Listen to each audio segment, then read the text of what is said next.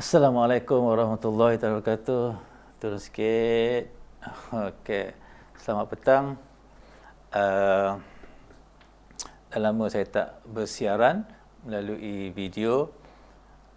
Saya cuma ingin berkongsi pertanyaan-pertanyaan yang diajukan kepada saya. Dan saya rasa nak berkongsilah, terutamanya bila tanya doktor macam mana kita nak buat problem statement, terutamanya dalam penyediaan proposal kepada postgraduate baru ya, dan juga maybe satu semakan kepada mereka yang telah pun menyiapkan problem statement. Okey, saya nak bagi mudah supaya kita senang ingat. Okey, problem statement terbina di atas 4I. Okey. Apa dia 4I? Pertama adalah ideal situation, kemudian kedua isu, yang ketiga adalah implication, yang keempat adalah intention. Okey, mudah kita nak mencipta sesuatu yang difahami oleh orang ramai. Pertama, ideal situation.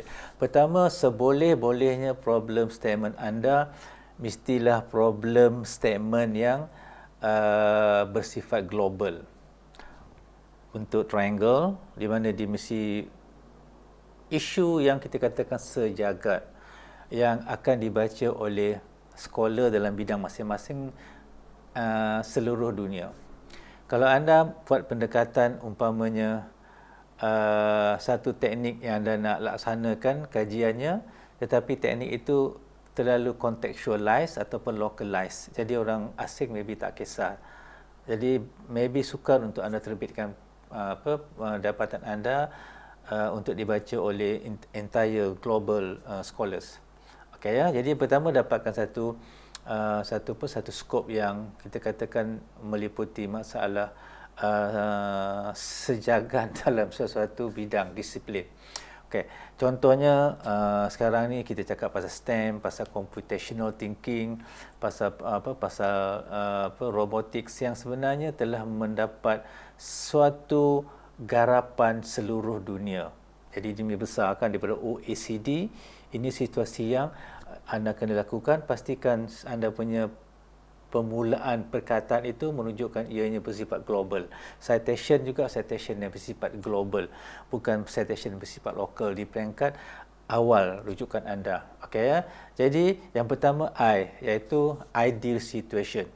Okey, ideal situation adalah situasi yang diidam-idamkan oleh semua pihak. Tetapi ada tiga perkara. Sama ada ianya tidak mencapai standard yang diperlukan. Okey, itu situasi yang ideal. Mencapai standard itu satu yang ideal. Ataupun dia telah mencapai satu standard yang ideal, setelah sekian lama mencapai standard yang ideal tetapi tak pernah berkembang.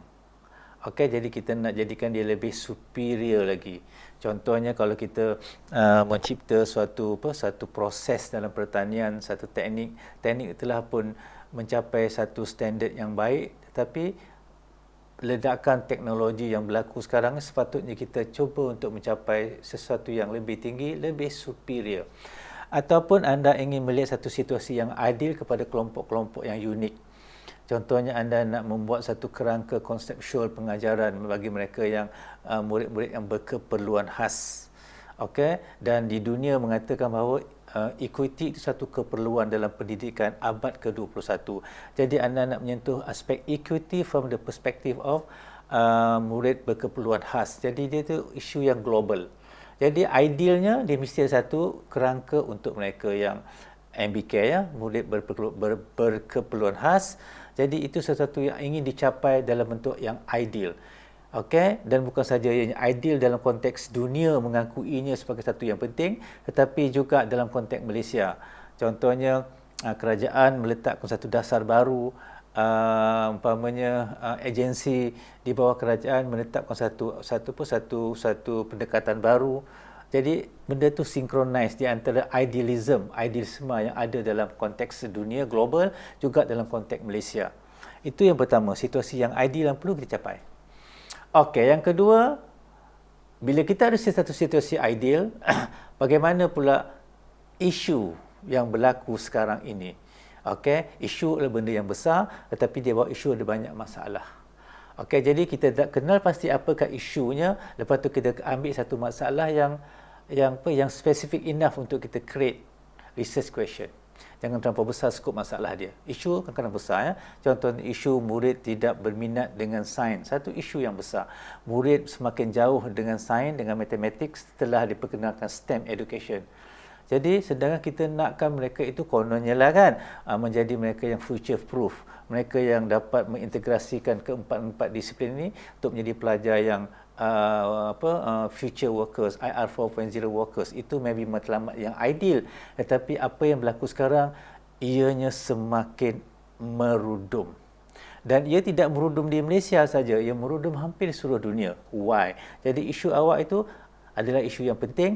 Kita ambil daripada perspektif. Kalau awak daripada instructional technology, ambil aspek instructional technology. Kalau awak daripada kurikulum, ambil aspek kurikulum. Kalau awak daripada polisi, cuba keluarkan aspek polisi. Kalau daripada pentadbiran pendidikan, ambil aspek pentadbiran pendidikan.